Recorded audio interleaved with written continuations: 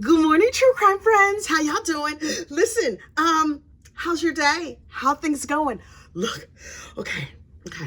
Zachary Hughes of the Rose Petal murder case was on the stand yesterday, and it was the most amazing thing I have ever seen in my entire life. I have so many notes. Okay, look. First, you know what you need to do. Please like this video and subscribe to the channel. That helps other people find us. Child, let me break this all down for you. Oh, wait. Please find me on Facebook, Instagram, and Blue Sky. I need to calm down. Oh, okay. I got to get myself ready. I'm going to walk you through everything. If you missed court yesterday, don't you worry. Child, we got you covered. Okay, so Zachary Hughes, the accused, the confessed unaliver, gets on the stand yesterday, right? If you're just jumping in on this case, I have an entire Rose Petal murder case playlist. A link to it is in the description box of this video. So look, Zack and his beautiful red hair get up on the stand. Oh, the ginger waves of it all. I was here for it. And he seems quiet and serene and peaceful and a little bit neurospicy, right? But I'm not mad at people who are neurospicy. People have thought I had a little touch of something. I don't know. I got no issue with it. Anyway, so Zack gets on the stand. He's like, hey, y'all, hey, like in his nice, really calm way. He's 32 years old. He's unmarried. He's one of 5 kids. He was a music savant from the time he was like 4 or 5 years old. His mom and daddy and them got him a piano, and he started playing it obsessively, like super duper obsessively, till he was like a piano perfectionist, right? Full on savant. Then when he was like, I don't know, 10 years old or something, his parents adopted these 5 kids from Russia, right? And so the kids were ranged in age from 10 all the way down to 18 months. And the family, who was like very religious and homeschooled their kids, they only wanted the best for their children, like all parents do. They like sort of hothoused them. You know what that means? They like raised them in a very contained environment where everything is like beautiful and wonderful and perfect. Excuse me, as much as they can make it.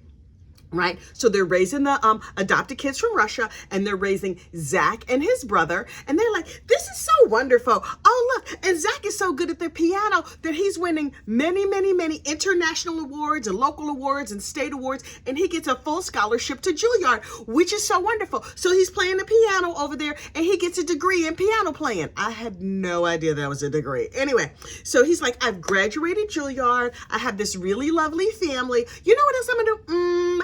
I'm going to join the Marines because he was raised in a family that was like, you do the right thing. You need to do the right thing. And Zack was thinking to himself, this country has given me a lot of really wonderful gifts. I want to give back by doing military service.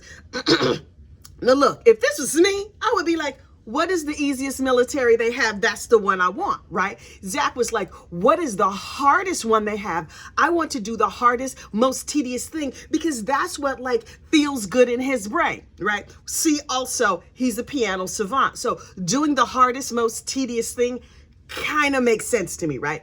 So he joins the Marines because he wants to be in the infantry and he wants to do all the really hard work. And they have these like exercise things you have to do in the military. And there's like 300 points you can get if you do all the exercises absolutely perfect. And he got a near perfect score. Wow, good for you, Zack. And they were like, wait, Zack, you have a college degree. Oh, we're going to send you to officer training. And he's like, but that seems like easy. I want to do the really hard, tedious thing. And they were like, no, sir, no. And they were like, but wait, you played the piano. Would you like to be in the band? And he was like, no, that seems too easy to me. I really like doing hard things. And they were like, okay, we're going to send you to officer training school and you're going to do a whole bunch of exercises and it's going to be great. And he was like, if it's hard and tedious, yes, please. I would like to do more of that. And they were like, okay, cool. We can absolutely accommodate you. So he goes and he does like all this physical whatever. And then he sort of breaks both of his legs. Not sort of. He actually broke both of his legs, like stress fractures or whatever. Child, I don't know what a stress fracture is, but it sounds like he put too much stress and both his legs got fractured. So both of his legs are broken. They were like, okay, we're going to send you home with like an honorable discharge or whatever. I don't know how the military works. And you could go like practice your piano and do some other stuff. But when you're feeling better, come back and we will put you in the military and you are going to be awesome. And he was like, that sounds great. Thank you very much. Does he have a little bit of robot on his daddy side? I'm like, he was a little bit stiff. See, also, maybe he's a little bit neurospicy. Unclear. So he comes home and he's just like, okay, I'm just going to keep playing the piano. You know who my favorite person is? And I was thinking, Taylor Swift, some like classical music person, maybe some opera. Do you enjoy show tunes? And he was like, Beethoven. And I was like, oh, I would not have guessed Beethoven, but okay, great. Apparently, Beethoven has 32 sonatas. Okay, good for Beethoven. What that got to do with this story? So Zach was like, you know how I really, really love the piano and I'm super duper good at it? I want to learn to play all 32 of Beethoven's sonatas. And I was like, okay, I know how to do Twinkle, Twinkle, Little Star, but only with one finger, right? And he was like, no, it's like 600 pages of music and I want to memorize it all and I want to play it all for everybody, and it's going to be wonderful, and everybody is going to love my music and love me. And I was thinking to myself, does that pay? How they pay you? You're just going to be playing Beethoven for a living. Okay, so he decided to hit some family friends who were like, we love that you love to play Beethoven. This is so wonderful. We will help you. We will support you. You can stay at our house. You can play our piano. But boo-boo, you're going to have to make a little cash, right? You're going to have to pay for your own like soap and deodorant and groceries or whatever. And he was like, yes, that sounds wonderful because the robot in me really wants to be self-supporting through my own contributions, right? So he goes out on the street and first he buys like a little keyboard. And he's like, I'm just going to play here on the streets in South Carolina. And then I'll leave out a little box or a hat or something and people will throw cash in. So he's over there down in front of the Coffee Bean or whatever they got down there, little coffee shop. And he's playing his little piano and everything is going real good for him. And people come by and they're like, oh, you're so wonderful. Your music is fantastic. And he was like, thank you so much. And he keeps playing. And then Melo wanders by with his little daughter. And he was just like, oh, excuse me. My daughter has a favorite song. Can you play it? And Zack was like, of course I could. What is her favorite song? Turns out the little girl's favorite song is Zack's favorite song. Oh, he was just like, oh, I love this. I'm going to play the song, but it's really long and complicated. And she's only 8 years old, so I'm sure she'll get bored and she'll wander off in a couple minutes. So he starts playing the song and the little girl was like mesmerized and fascinated. And Zack saw in himself this little girl. He's just like, oh my goodness, she loves music. I love music. This is amazing. And Melo was like, thank you so much. Here's my business card. And so he gave Zack the business card. And Zack was like, oh, this is wonderful. This guy seems really cool. I really like his kid. Maybe I'll reconnect with them at some point. And so periodically and from time to time, they would get together and have a slice of pizza and hang out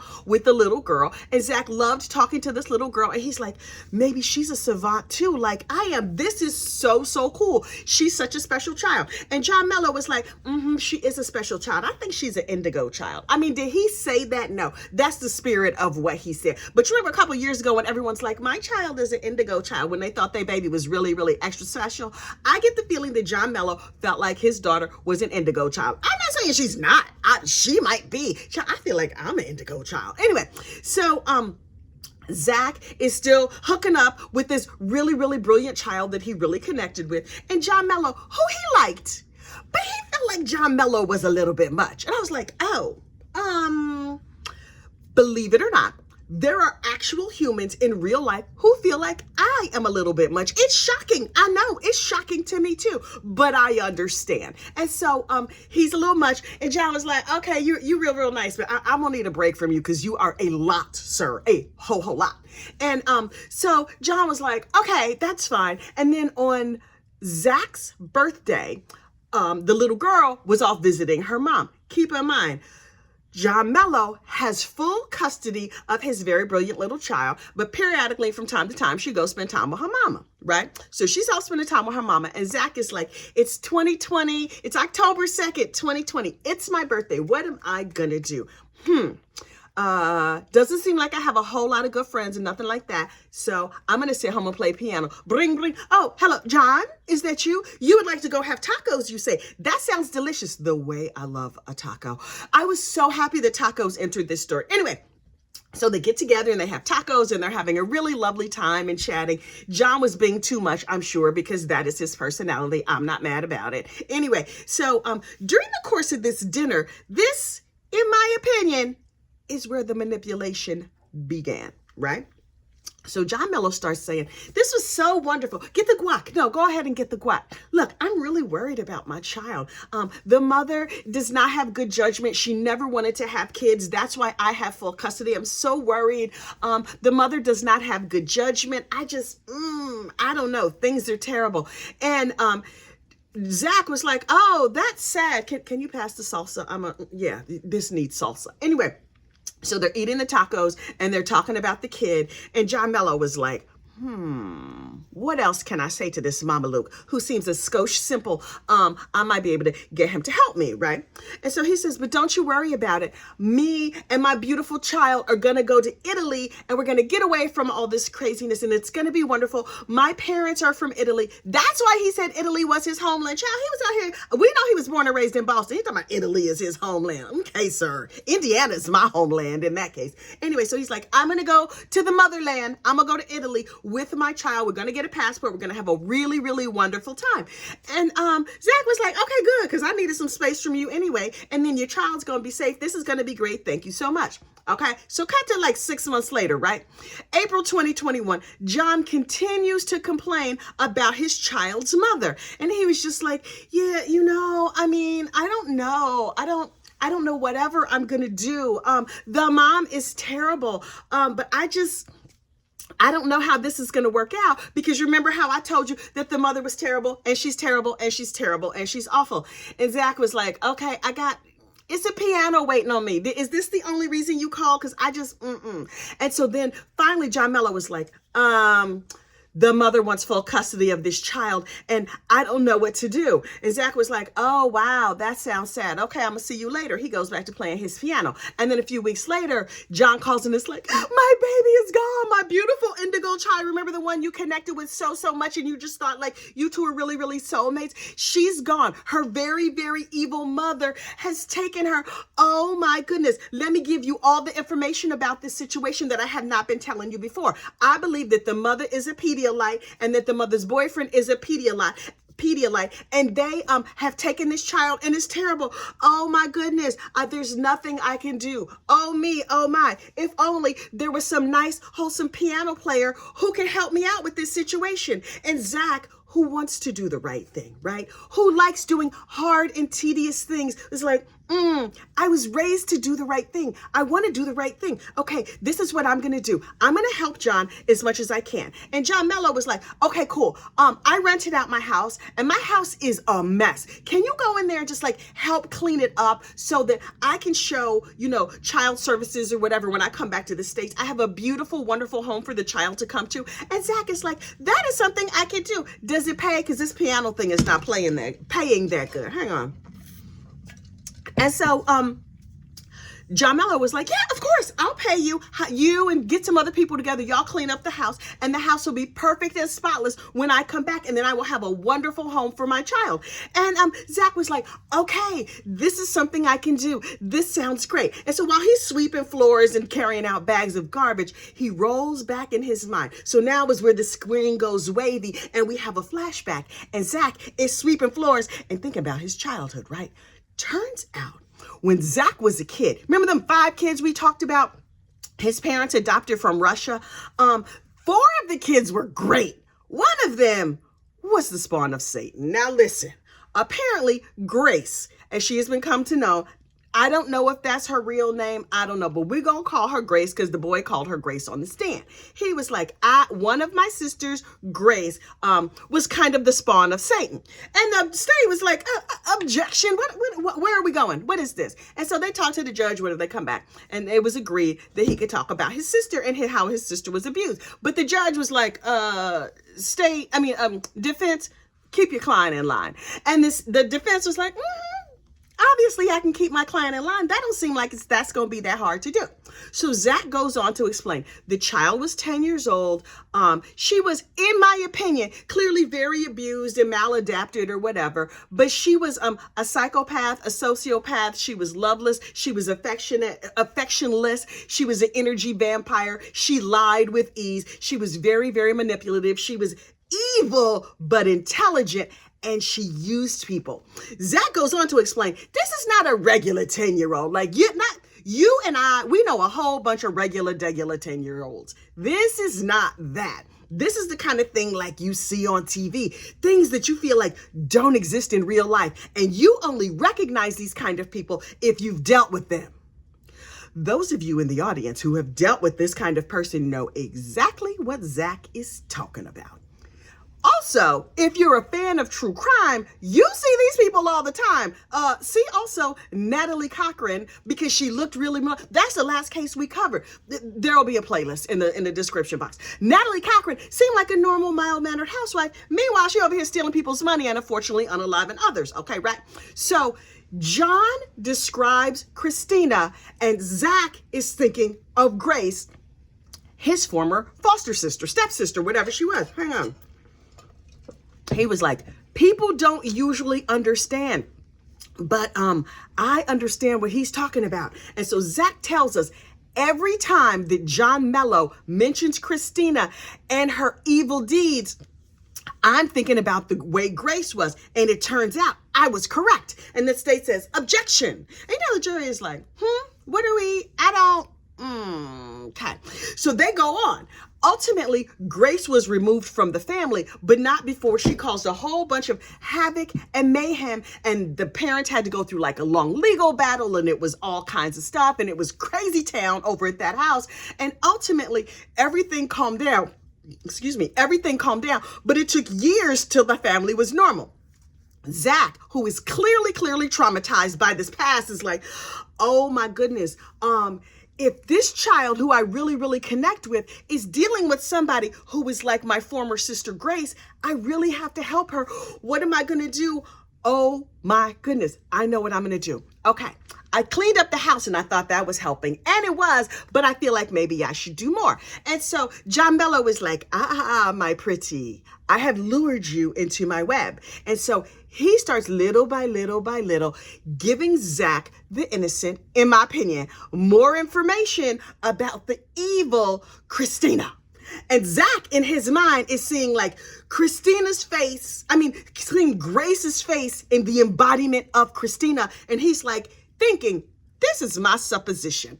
Zack is thinking, if only somebody could have saved my family from that evil. Oh my goodness, what I would not have given for a hero to swoop in and make this situation better. Maybe that hero is me. So he's like, okay, what can I... Back in regular life, he's like, what can I do to help? I keep bumping things with my elbow. He's like, what can I do to help? Okay. Christina, in a court deposition at some time in the past, had acknowledged that she had been an ex-worker, right? Oh, she out here just passing out her kibbles and bits to everybody for money and entertainment. I don't know. But Zack mentions this deposition where Christina was just like, they my goodies. I sell my goodies if I want to, and I get to name the price. Leave me alone. And so Zack is like, she's soulless and she manipulates people. She was on a sugar baby website. And apparently in one of these depositions, a firefighter had gone to family court and was like, so I had ran into this heifer and she wanted to offer me her kibbles and bits. And was like, you can take your time. You can do as much as you want. And the firefighter was like, no, thank you, Firecrotch. I'm gonna leave you alone. And so she was like, okay. You don't want none of my kibbles and bits. How about some nice tasty narcotics? And he was like, it's gonna be a no for me. And so Christina was just like, oh. And I guess she went on her merry way and found somebody else to offer her kibbles and bits to. I don't know how that evening ended. But Melo gives Zack all this information and he says, I'm concerned about Bradley Post, Christina's boyfriend, because I think he's a Pedialyte. And he was just like, Zack, sir, friend, my soulmate, we have tried to do things to get Christina to stop doing these bad things. could you do me a favor? I know you did that first favor where you like helped me clean up my house and stuff. If I gave you $5,000, would you unfortunately unalive Christina? And Zach was like, clutched his pearls, honey, clutched every single last one of them and was like, absolutely not. That would be immoral. I am a good, upstanding Christian man. I would never do this type of thing for $5,000. And so he's like, I'm insulted that you would even ask. And Melo was like, okay. I thought I had lured you in enough.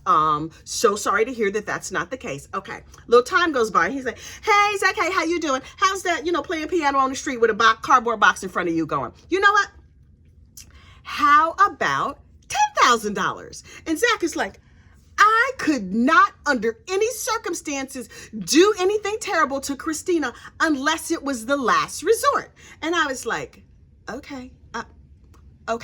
Now, in my mind, John Melo was like, last resort, you say? Okay, let's see what else I could do. So every day they're talking on the phone, right? Keep in mind, at this point in the story, Christina is in South Carolina. The child is in South Carolina with her mother and the mother's boyfriend. Zack is in South Carolina, playing his little piano. John Melo is in Italy, and he is on the phone with Zack all the time, being too much, wearing him out, giving him suggestions about all the terrible things they could do, right? And so Zack is like, I'm so tired from playing the piano. I need a break. And so John Melo was like, well, come on over here and stay with me in Italy for a while. You pay for your own ticket, but your lodging is going to be free. And Zack is like, that sounds fantastic. So he goes to Italy for 3 or 4 weeks, where the entire time, I'm quite certain, John Melo filled his ears with tales of how terrible Christina is. And oh, if only there was a hero who could come along to help. Oh, please, I done talked my throat dry. So Zack stays with John for 3 or 4 weeks, sees Christina on video calls or whatever, and he was just like, I heard John saying that, she was having a rough time, but I'm sure, he's extra. I'm sure he was exaggerating. And then one time he saw the child on a video call. Now keep in mind, this child's 8 years old, and he was just like, oh, she look a hot ass mess. Like, yeah, she's gained weight and whatever, but like the spark has gone out of her eyes. And even though the child is like, no, daddy, I'm perfectly fine. Don't worry about me. Zack was like, ruh-roh, I might have to be the one to save her. Let me see what I could do. So when Zack goes back to South Carolina, John Melo was like, oh, my pretty. In my mind, he's like Gargamel from the Smurfs. But he's just like, Zack is like, okay, I can try and help. This is what we're going to do. We're going to shame her into stopping, having full custody of the child. We're going to make her life so hard that she just hands over custody because it's not worth it to her. And Zack is like, that sounds great. And so John Melo puts together these flyers and these like blackmail packages or whatever with Christina and her, like where she's advertising her kibbles and bits for sale. And so Zack starts mailing them to all the friends and neighbors, the coworkers, mails them to everybody. And Christina knows about the blackmail, but she's real mad. But she does not stop trying to pursue custody. And I was like, Okay, Melo was like, I'm gonna have to just turn this pressure up a little bit. Zack, hey friend, hey, remember my perfect, beautiful indigo child who is now fading? It's not working. Whatever could we possibly do? At this point in the story, Zack is on the stand. The whole world is mesmerized. And I noticed that Zack's gorgeous ginger waves are a little bit mussed up. That's how, he's stressed out. Hang on. That gorgeous hair is out of place. He has not had a hair out of place this whole doggone trial. So Zack is like, okay, I did the last thing that I thought like, oh, this will do the trick. I called child services and I was like, and he admits I lied to child services. Oh, I appreciate his honesty. He was just like, I lied to child services and I told them, Christina is doing terrible things to this child because I wanted child services to come in and investigate. And I wanted the child to have a moment where she was like alone with a worker of child protective services so that she could tell them that her mother was actually abusing her. Now, look, this is the first time the quiet part has been said out loud in court and the jury is stunned. Every single member of the jury is like, what? And the state is like, objection.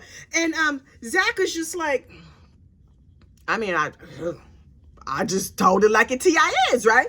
And so the judge was real mad, real super-duper mad. Meanwhile, Zack is like, but nothing happens. Christina is harming her child in the real nasty way. That's terrible. The state fully melts down. The judge is upset. The state's yelling or whatever. The jury is sent out. The jury is like, what? He thinks the child. Now, I'm not in this jury, as you know, because I'm sitting here in my house in New Jersey. But the jury had to be like, wait, what? Is this what he thinks is happening? And this is what is actually happening? And the prosecution is like, Your Honor, he's breaking the rules. So they bring Zack in and they were like, Zack, don't do that. And he's just like, uh-huh. And so the state is like, Judge, we want a jury instruction that you have to instruct them that they have to unhear and not consider the thing that Zack Hughes has just said. And the judge is like, right, that seems like a good idea.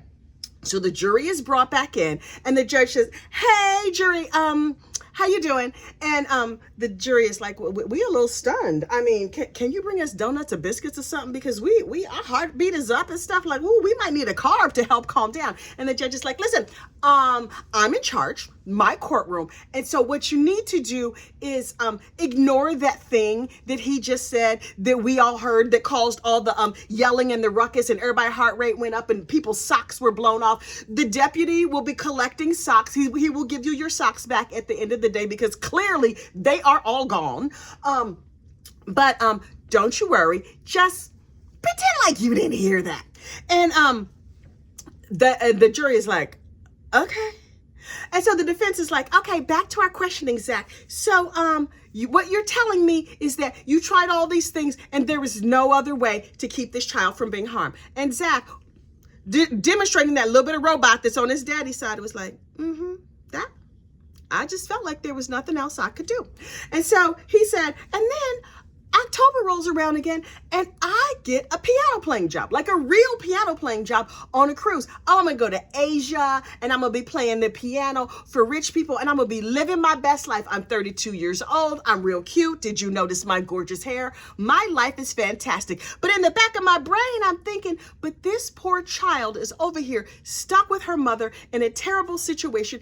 And you know, I try really, really hard to do the right thing. And I was like, oh Lord, what else gonna do? And I started singing an old Negro spiritual in my head. And I was very, very, very upset. And the defense was like, okay, now I'm going to ask you the big question. Did you unalive Christina Parcells? And Zack says, yes. Side note, he did it for free. Okay.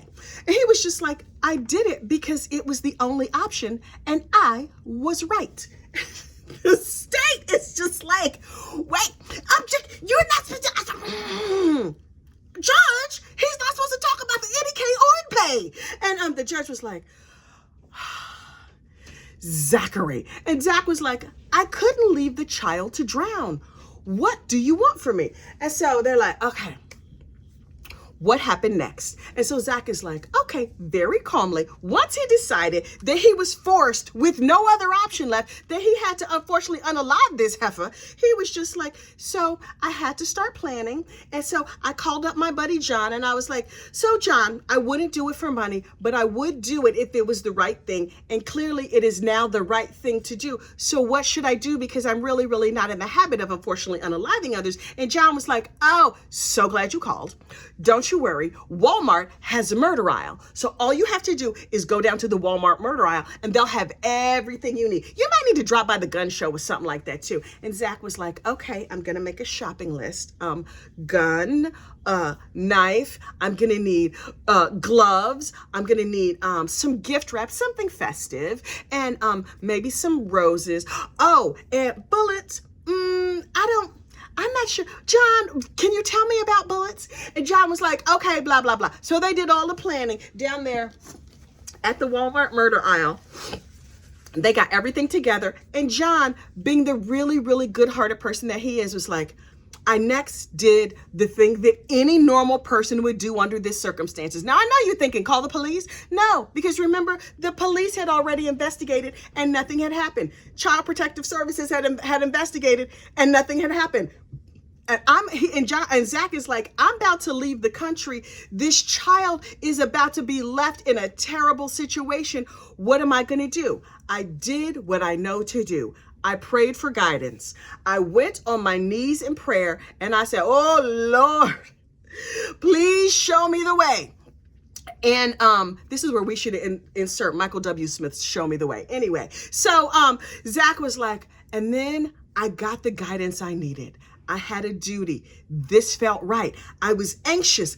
I was nauseous, but I knew nobody could save this child but me. I was like, okay, I'm going to get a gun. I tried to get a suppressor. Turns out those are hard. In the movies, you just like buy a suppressor and then pew, and there's no sound and everything is good, because I wanted to do it in the most humane possible. And I kind of really didn't want to make a mess. I thought that was the best way to murk her because, you know, I wanted her gone, but I wanted it to be like, well, easy. I just wanted to like put her down, you know, like you do like with a rabid dog or something. And y'all, I, at this point, am on the edge of my seat, freaking all the way out. Also, at this point, I feel like I personally, while I do not condone the unfortunate unaliving of others, I understand his thought process, right? So he's just like, I wanted to put her down humanely. So I took the box that I bought and the festive wrapping paper and the roses from the supermarket. Supermarket roses, sir. Anyway, hang on.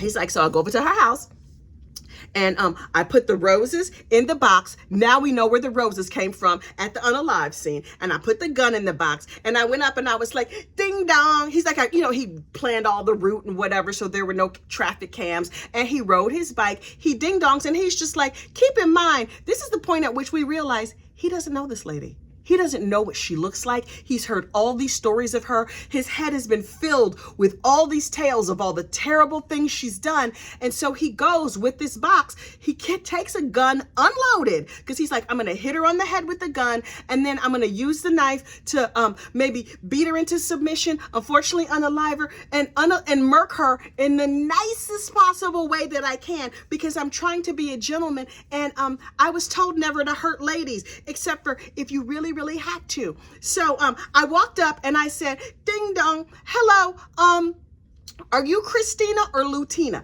And she's like, oh, my sister Lutina, she's not home. And so Zach is thinking, okay, great. So number one, this is the right house. Number two, turns out nobody else is home. This is great. The situation is perfect. But he's like, I was so nervous. It turns out it's really hard to unfortunately unalive people if you're not like really used to that kind of thing. And I'm really not. And so he's like, I pulled the gun out of the rose box and was like, go into the house and close the door. And so she goes into the house and closed the door. And he said, when she turned her back, he tried to hit her on the head with the gun, and he was like, my bonkation skills are not really that good. I had not realized how hard it was to pistol whip somebody, so I gently pistol whipped her, and she did not appreciate that at all. And so finally she was like, Christina was like, oh, this Mama Luke is scared? You think I'm scared? I'm gonna fight for my life. And so they got into a fight, and then the rose petals went everywhere. And they're like, she's fighting for her life. He's fighting to unfortunately unalive her. He pulls out the knife, and he's just like, it's hard to stab people. Oh my goodness.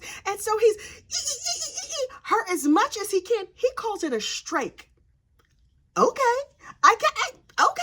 He's striking her with the knife, but he's hesitant. So basically he's giving her like paper cut and paper cut and paper cut. So the heifer's now covered in paper cuts. She's no longer near the heaven buffet. I mean, she's not even close to being off this mortal coil. And he's like, okay, you are making a mess. You're messing this up. Think of it as a Beethoven sonata and go, dun, dun, dun, dun. So he like, dun, dun, dun, dun, all on her neck and head. And then he was like, then she stopped moving. And I was like, okay, it's done. This is exhausting. My heart rate is up so high. And then he's like, I went and I looked in the mirror and I realized, oh, she scratched my face. But that's okay. I came prepared. Down at the Walmart murder aisle, they had paint thinner. So he took the paint thinner and he cleaned off her little fingers to clean off any DNA. But he was like, I might have left some DNA behind. I'm not really entirely sure, but okay. Oh, there's rose petals everywhere. Let me clean those up because my mother raised me right. I am tidy. It's too many. I'm just going to run out of time. And he was like, oh, well, she's by the door. So he drags her over so she's away from the door. So if like the postman came or something, it wouldn't hurt their feelings if they saw her right away.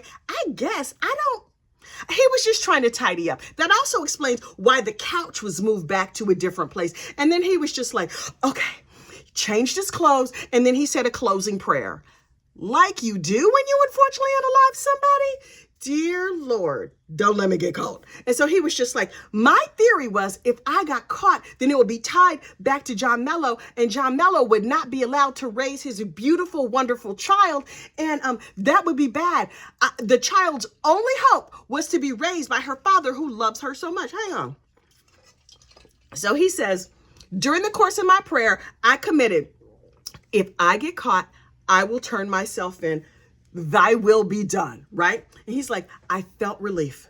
Once I got back and I burned my clothes in the fire pit and threw the gun and the knife in the lake and did all the things that I thought I could do to possibly not get caught, I was like, okay, this child is now safe. This is all going to go great.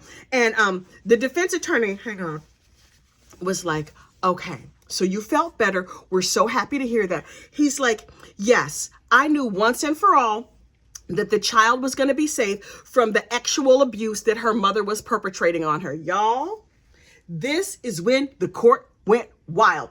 Keep in mind, the judge has already said, sir, you can get on the stand, you can tell your story, you cannot mention the fact that her mama and the mama's boyfriend was a Pedialyte. Don't do it. And Zack just done said it. He has said it full out in court. He also said, her mama and the boyfriend was doing nasty things. I suspected it. I was right. And the state is trying to hide it from you. The prosecutor melted all the way down. I'm not sure if they did CPR on the man. I'm sure he wished they would. He was like, get them AED paddles or whatever. I'm like, he was freaking all the way out. The scream, I scrumped. Y'all don't even understand. I am sitting here watching this. I was like, I was, oh my God. The jury gets sent out and the prosecution yells, control your client. And the defense was like, I didn't know he was going to say that. Does he seem like the kind of dude who could be controlled? What do you expect me to do? And the prosecution was like, he won't follow the rules, Your Honor. So then they take a break, take a sidebar. The judge takes a Tums, and he was just like, oh my gosh, what are we going to do? State, do you want a mistrial? And the state was like, no, because this is not going to get any better. We've come this far. It's been a lot of years.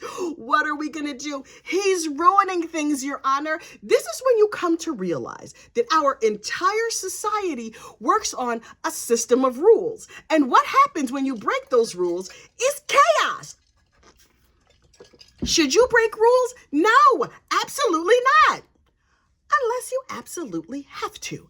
And you can see from this testimony that Zack is the kind of dude who is like, I will do the right thing every chance I get, unless there's no other choice. Now, do I think this is how society should run? Absolutely not. What he did was wrong, but he did it for the right reasons. So I was just like, I do not know what is going to happen now. The judge said I can limit his right to testify. And I'm thinking to myself, Zack, in a way, has pulled this off perfectly, because if the state now says, Zack, you can't testify anymore, then his story is out and the state doesn't get to cross-examine him. I don't know that he planned it that way, but sometimes if you're just like telling the truth and doing what's right in your mind, things fall into place in a weird kind of way. Like, I am all about that following rules life. I enjoy a good rule. Unless, there's some circumstances. Listen, everybody does this. You think you don't? You think you're so holy and perfect? You don't follow all the rules either. When was the last time you spent? I'm just saying. And self-checkouts, don't even get me started. Anyway, so the judge takes a very, very, very long break. And then he's just like, okay, Zachary, sit down. I need to talk to you. Zack, in my opinion, is unbothered. If you look up unbothered in the dictionary, honey, you will see Zachary Hughes. Here's the thing.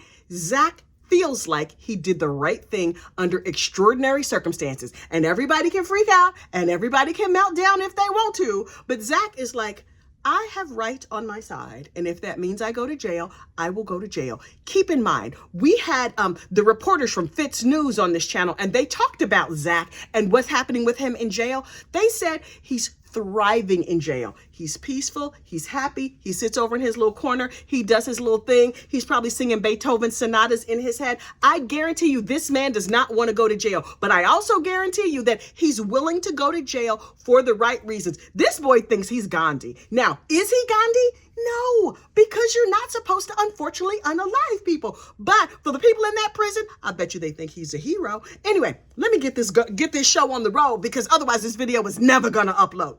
So the judge brings Zack in and was like, Zack, you are guilty of contempt, and I sentence you to 6 months in jail. And Zack is like, all right. Not like that, but the spirit of, I. And so the judge says, you must follow the rules. And Zack is like, I raised my hand and I placed my hand on the Bible and I swore to tell the truth. And I meant it when I said that. And now I am telling the truth. He's not wrong. He's not wrong. So the judge is like, don't mention it. P.S. During the long break where the judge was trying to gather all the socks and pull his whole self together, we find out that John Melo has been arrested, as well he should. John Melo has been arrested for conspiracy in the unfortunate unaliving of Christina Parcells. Child, I will cover John Melo's arrest in a different video because this video was long enough already. So anyway, Zack is back to the story, right? He's unfortunately unalive, this heifer. He said the closing prayer. He told the jury that that the child was victim of Pedialyte. Hang on. And then he got on a plane and flew to Detroit, preparing to board a cruise ship to fly someplace off to Asia to work his little piano playing job, where he could have stayed for a long time and it could have taken them years and years and years to extradite him and bring him back. But he gets a phone call like, hey boy, hey, the Popo got a warrant out for your arrest. Only took 9 days, boo. They trying to scoop you up. You about to go to jail. And he was just like, okay. Did he flee? He was like, I promised God that if I got caught, I would go back and I would face charges. So he rented a car and drove all night from Detroit back to South Carolina, where he returned and surrendered himself to this process. Y'all, the jury has now heard it all.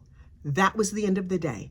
The judge is like, I'm going to need several scotches, and so everybody can go home while I try and pull myself together. My heart rate was up, child. My pressure was off the charts. People were melting down all over the internet. Fights were breaking out. It was crazy. And I was just like, this about to be good. I have never seen a case that was this crazy. I also have never received as many DMs, messages, emails. Y'all, my email box is full. So full. People are like, what you gonna say about this case? What you gonna say about this case? And the truth is, I never know what I'm gonna say until it comes out of my mouth. And now I'm done. And I can take a Xanax and calm down. I don't take Xanax, but I do take, these little pills I get at Target. They help me calm down. Anyway. There's, in South Carolina, they are expecting bad weather. There may be weather delays before the cross-examination of Zachary Hughes. He's laying in bed all peaceful, like, That prosecutor is fully prepared to come with the fire. The jury is clutching their pearls and secretly Googling things, in my opinion. We're going to find out what happens, and I will be back when it does. Don't forget to like this video and subscribe to this channel, and I'll make a separate video that talks about John Melo's arrest. We'll see you soon. Bye.